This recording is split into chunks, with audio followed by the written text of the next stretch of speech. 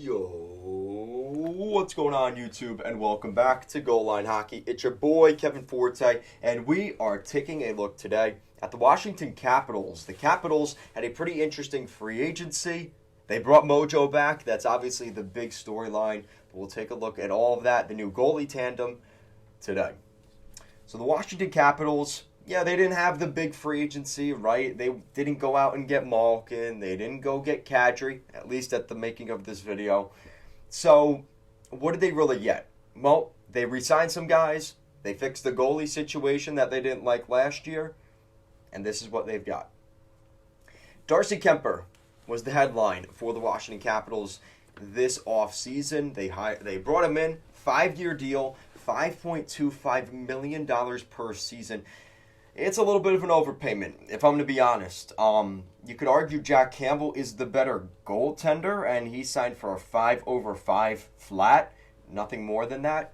Again, it's semantic. It's not that much more money. That's the going market. 5/5 seems to be the kind of the prototypical number that we're hearing from most contracts for goalies right now. But a lot of people are questioning if Darcy Kuemper is that good, or was the Avalanche defense just that good in front of him? And that's something we won't really know the answer to yet. Kind of a reversal of a couple years ago, right? Grubauer was the goalie in Washington. He ends up going to Colorado. Now he's in Seattle. Now we're seeing a Colorado goaltender go to the Capitals. So we'll see how this works out. Overall, I think this is a good goalie, right? He's gone through the ringer in Arizona. Spent a couple years, I want to say, in Minnesota, right? He's been all over the place. I'm questionable about it, right? I think the first 2 years of this could be great. I just worry about the back end of this contract, if it's going to be worth it or not for the Capitals to have signed him to the number they did. But I guess we'll find out, right? Charlie Lindgren was the second part of the solution to the goalie situation. So they bring in Kuemper as the starter and Charlie Lindgren to be the backup. Lindgren signs a 3-year deal, $1.1 million per year. That's $3.3 million over a 3-year span on that contract.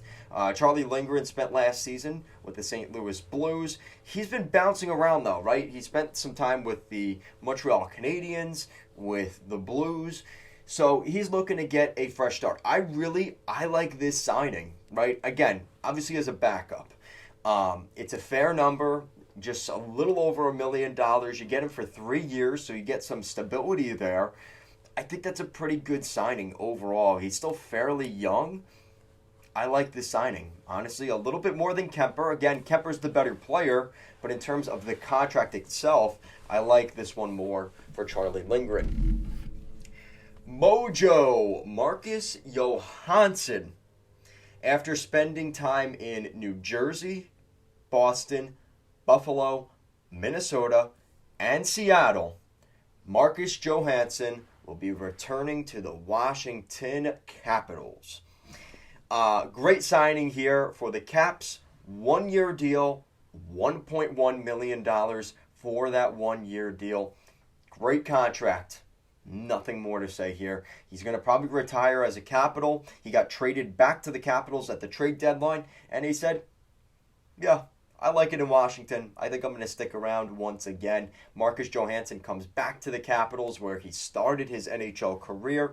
This is great. I really like this. Last season they had his, I think the joke was, I don't know for certain, but there's a connection. In the beginning of the Austin Powers movies, they have this certain song that they play, and he talks about MOJO in the movie. And that's Marcus Johansson's nickname, MOJO. I really hope that's the answer to that, and I'm sure Caps fans, if you can, let me know if that's true or not. But if it is, that is incredible. That is great. But Marcus Johansson back in Washington, he's probably going to play on the third line, with a healthy team, hopefully. He's a third-line guy. They just brought in Connor Brown, so probably not in the top 6, but that's fine. He'll still play on a good line, probably with Lars Eller and Connor Sheary. That's still a pretty good lineup for him. And I think the Capitals, again, they didn't go with the big, sexy names, right? They brought in their goalie in Kuemper, but other than that, it was pretty quiet. Now, this is a very underrated signing. They signed Eric Gustafson, 1-year deal, $800K. Really good contract. Now, this might end up being a contract that ends up in Hershey. I don't know if he's going to make the team out of camp, but this is a great pickup for them in the event he does play in Washington. He's a great power play guy. That's the key thing to Gustafson. And the Capitals already have a very good power play. Now you add a guy like this. This is a great addition to the Caps' depth on the blue line. And again, they've spent a lot of money on Karlsson, Orlov, Jensen, and even JVR. So when you have guys like Martin Fehervary and Eric Gustafson that can just kind of fill some voids, really makes a difference for them. And it really allows them to, deal with some of their cap situation. Because, so Nick Jensen, $2.5 million. Orlov, $5.1 million. And then obviously Karlsson's contract. So Washington on the blue line is going to be very interesting, and that's a storyline probably for next summer because the only guy they have on the Capitals roster on the blue line next season is John Karlsson.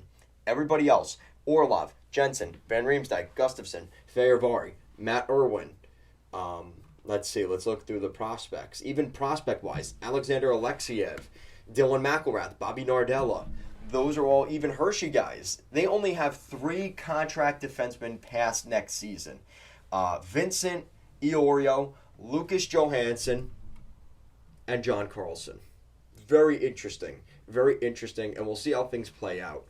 But the Capitals, the big thing is trying to address the attrition of this team because going into the season right now, according to Cap Friendly, on LTIR or will be placed on LTIR or on injured reserve right now, Carl Hagelin, Tom Wilson, and Nick Backstrom. They're going to probably start the season without those 3 guys, which is obviously definitely a shot to their depth, which again means they could bring back Marcus Johansson, they could bring in a Connor Brown, they could bring in some of those guys with those guys out of the lineup. Guys, this is going to be an interesting year for the Capitals because I just made a video talking about what we could see in the Eastern Conference. Maybe a little bit of a shift. Maybe not this year, but I think next year could be enough of a bend for teams in the Atlantic and some of the older teams in the Metro. And I specifically mean Pittsburgh and Washington. Could the bubble finally burst on those 2 organizations in the Metro? Because I just don't know how much longer they're going to be able to do this. And this is a team, if I had to have a dark horse team that misses the playoffs, that maybe everyone expects to make the playoffs, it might be Washington because of all the injury stuff. And they're trying to fix that, right? Because they're going to have a healthy Mantha back.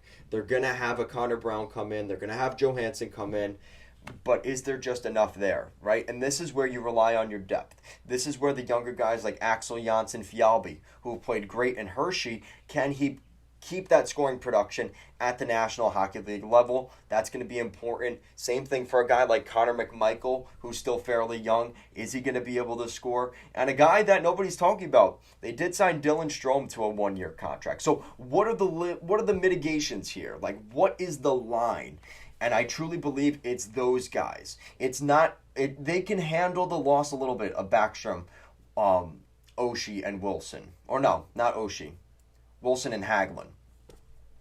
But can the depth guys come in and score? Because we know Ovechkin's going to get at least 30 to 50 goals next year. At least. It's the depth guys. And that is what separates a team that makes the playoffs and doesn't. Guys, let me know what you think down below. Can the Washington Capitals make the playoffs in 2023? Or do you think this is the first year in a long time that the Capitals really have to start the rebuild, really reevaluate next summer? They have a lot of pending contracts, so it could be a very interesting year in Washington. Guys, as always, thank you so much for watching, and I'll see you again next time. Go Caps.